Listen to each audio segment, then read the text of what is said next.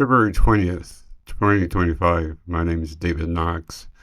I have multiple system atrophy, and I should have been and was on my deathbed for the last week, practically. I'm going to tell you a short story, hopefully, and tie in all the facts. It's going to hit you at the end.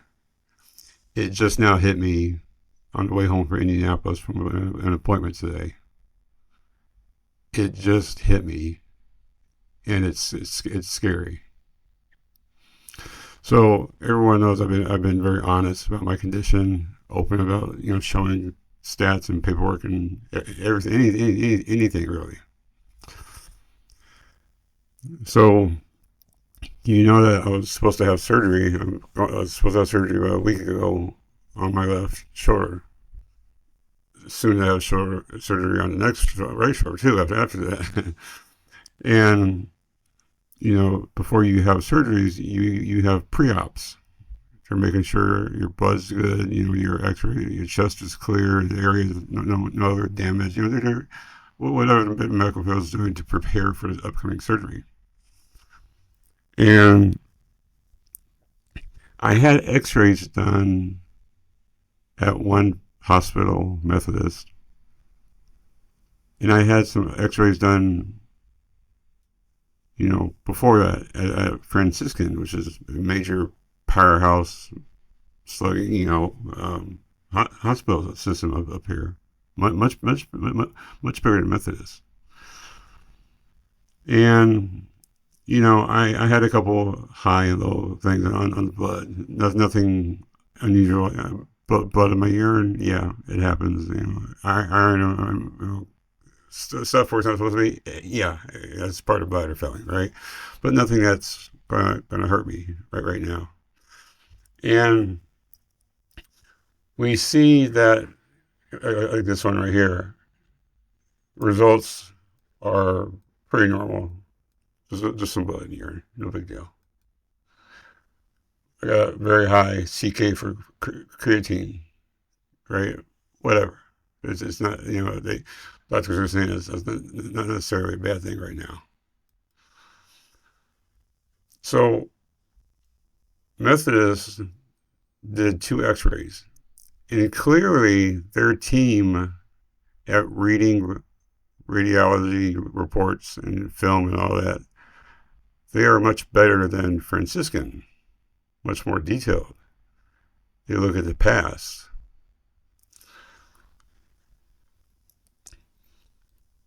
From Methodist, some of these words are going to get me, so just go with it, right?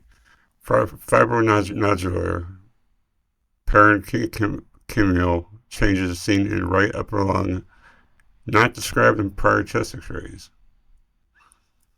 Correlate clinically, follow up. What they're saying here is that they've seen this condition not described on other X-rays, but seen. How and why do radiologists at hospitals not see what the other hospital sees? I understand different types of equipment, different people, right? Or vision. I got double vision, that probably doesn't help. But Methodist is seeing things that Franciscan hospital is not seeing, especially for my chest. Now, if you want to know what fibronodular those things are, I was looking it up, and those are descriptive terms used in medical imaging. I'm looking over at the documentation I have. Descriptive terms used in medical imaging, such as CT scans, to characterize patterns of abnormalities of lung tissue. So fibronodular refers to the combination of fibrous tissue, scarring, and nodular, small rounded lesions. So I have scarring, small rounded lesions in my lungs. In a parenchymal indicates that the changes are occurring within the functional tissue of the lungs where gas exchange takes place. Not quite. That doesn't sound good. Just the last one does not sound good to begin with. What are possible causes? Infections, like tuberculosis, fungi infections, inflammatory diseases like sarcoidosis, rheumatoid arthritis, occupational exposures, to asbestos and silica like sand, idiopathic pulmonary fibrosis, IPF, most people know it as, which is a progressive lung disease characterized by scarring and stiffening of lung tissue, or other conditions. MSA? Question mark. So we got that one, and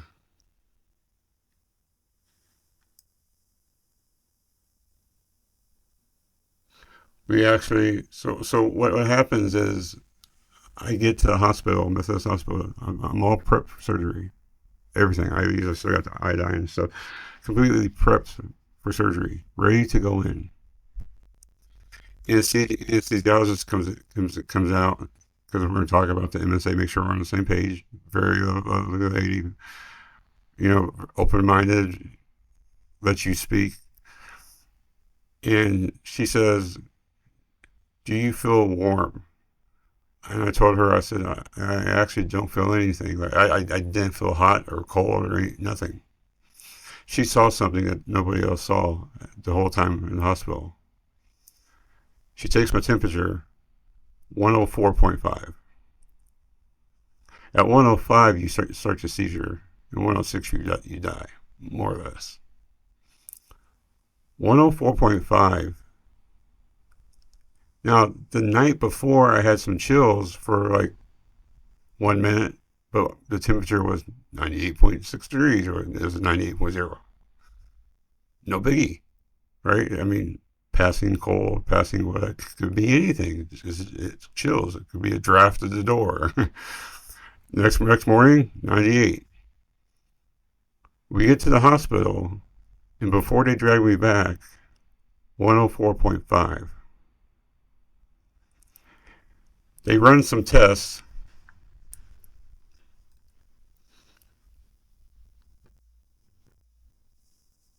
High value, which I'm not going to pretend to explain all this stuff. Right? They're running blood tests before surgery to make sure I'm not going to die. Sedation rate.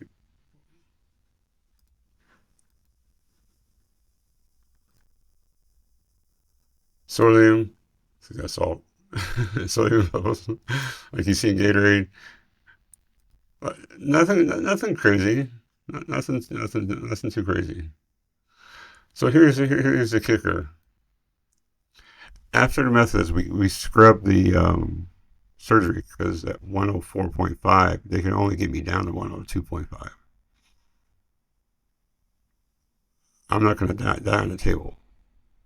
I have 104. I have an infection that's causing 104.5. Where is it coming from? Well, everything points to the chest.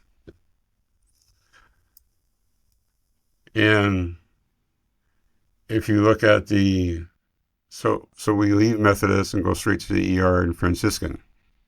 Just go with it. Why leave Methodist? Well, Franciscans are preferred network. And they run a gauntlet of tests on me.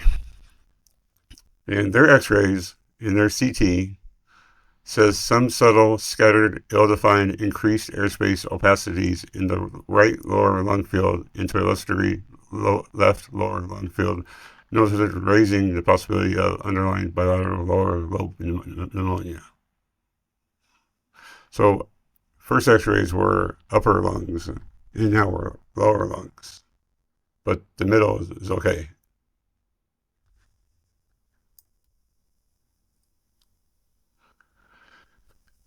Methodist went back and checked all my other x-rays and compared them and said, you have an issue. What's your issue?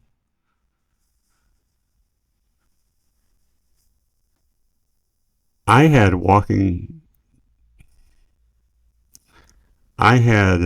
either walking pneumonia or as my neural pulmonologist says probably aspirating pneumonia for some time and never knew it. I literally had 5 beads of sweat during surgery or before surgery. And to me, that's because I had a bunch of covers. I was actually, it's freezing in the waiting room, you know, when you don't have any clothes on.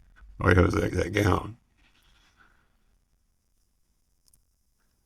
How long did I have pneumonia for? And if it wasn't for an anesthesiologist looking at me, I have no doubt that the complications, I would have been on my deathbed.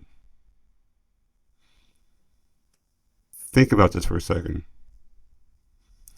I have no idea, and this is the after report I just from today from Indianapolis. I had no idea I was 104.5 degrees hot. I had no idea my lungs, as you see the picture, do have abnormalities. They do have,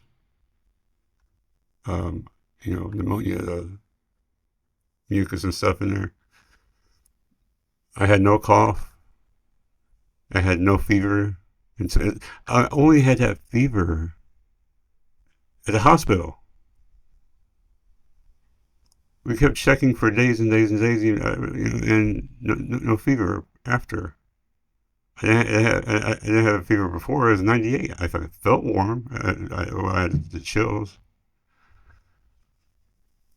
And it hit me today on the way back from Indianapolis. I told you on my prior videos about my lungs. I said this MSA is attacking my lungs. It's going from the throat, down to the lungs. It's attacking all through here. My speech is getting much worse.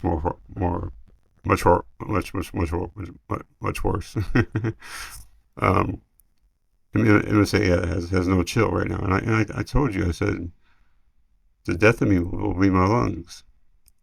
That's how I'm going to go out. I don't know if I'll be alive tomorrow. And this is not for clickbait. This is not for compassion. This is not for anything. No, oh, poor David. No.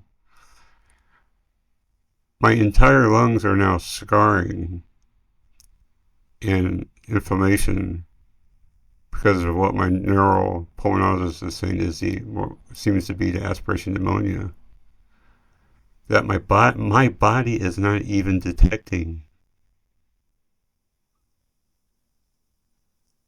I told you before, I walked on hot concrete, secondary burns, and my skin fell off, and I didn't feel the heat. This is crazy to have hit home a couple minutes before surgery, to where I would have been in a very bad situation, putting somebody with MSA with full-blown pneumonia under general anesthesia for 4 to 6 hours. You always wonder, you always see on Facebook and other groups, he or she died peacefully in their sleep. Did they have pneumonia and didn't know either? Did they have bronchitis and didn't know it? Did they have sarcoidosis and they didn't know either? I can't fathom how I had such a high fever, and since the beginning of the end of January until the 12th of February, right, 2 full weeks, I apparently had pneumonia because the x-rays aligned with the results saying there's something wrong with the different parts of the lungs. It's the same thing practically. I'm not saying I had full-blown pneumonia for 2 weeks. I'm just saying it was there for 2 weeks. I don't get the cold.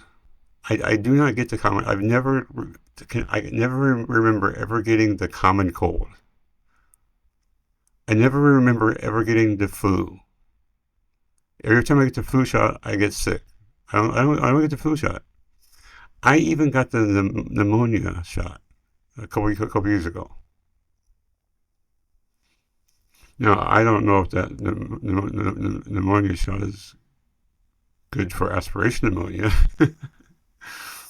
um, but I did have pneumonia, I think like 10 years ago, and it knocked me out for about 2 or 3 weeks from work. It was bad.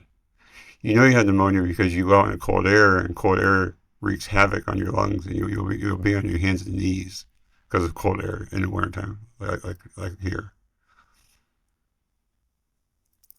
I can't believe how MSA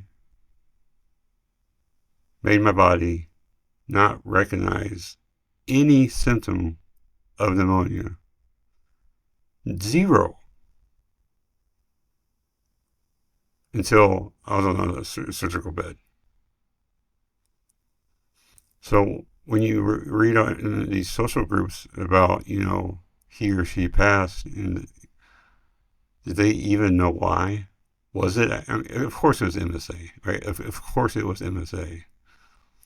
But was it actually MSA, or was it an infection or something else that caused the demise of he or her, right?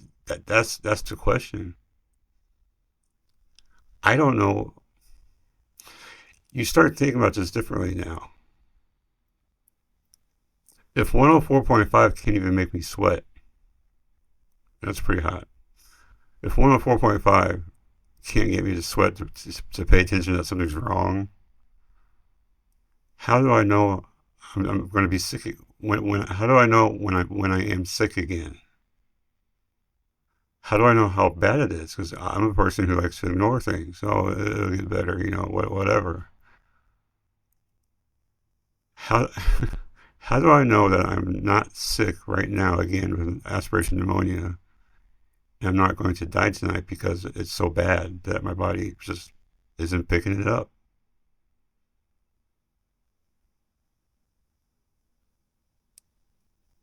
That's the question I thought about for 3 hours on my way home from my drive from talking to my doctor this morning. And he, he's pretty sure it's aspiration pneumonia, but it could be pneumonia. Lungs, pulmonary dysfunctions is how we die. And I ran, before the surgery, I'm asking the risk, even for this doctor. I asked him, I said, what's the risk of general anesthesia with the MSA? He says, you always are at a risk of pulmonary dysfunction, of basically, having major complications and or dying, up to and including death. Anytime you're under anesthesia with MSA. He knows it. But now you have to wonder if all these people that we know with MSA who passed away,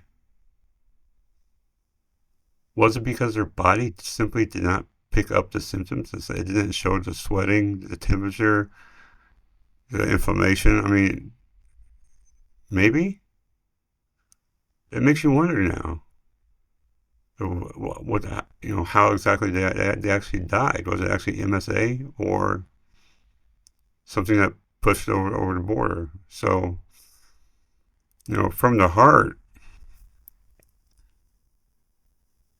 from my heart, I really only want to get radiology things done at Methodist because apparently they know what they're looking for, or IE Health, right? But Franciscan, which is supposed to be the best over here, what are they missing? That's we could have spent months working on this stuff. Something. I mean, as soon as my neuropulmonologist saw the results of everything, he completely changed the plan of everything. Changed the plan, treatments, options, tests, everything. He says we need to go a different route now. Apparently, I'm having. You don't get just scarring inflammation, from one episode of pneumonia. And I've been aspirating quite a bit. Quite a bit. I've had some grits too, and for food or pills or whatever. and it's not fun. But I've been aspirating an awful lot, and to see that the death of me will be that I won't see it coming.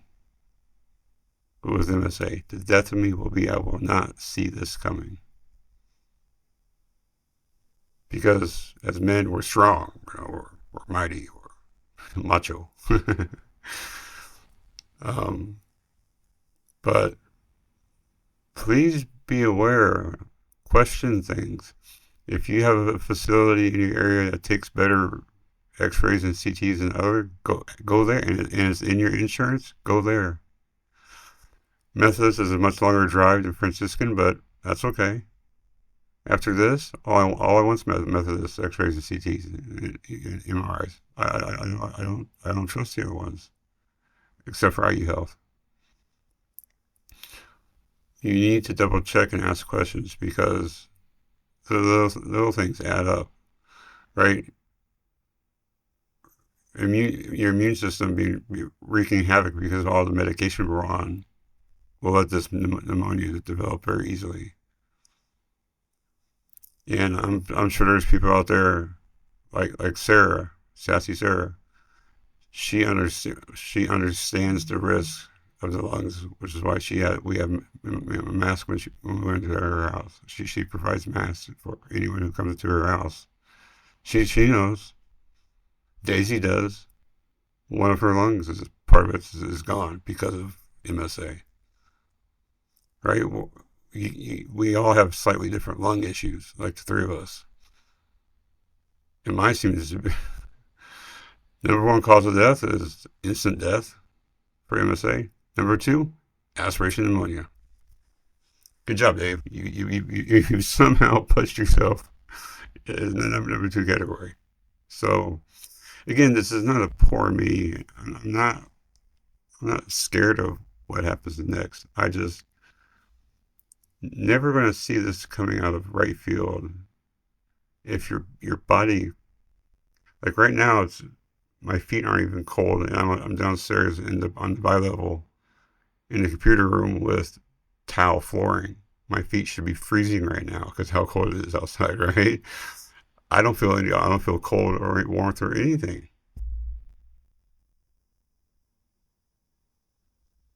So please be careful.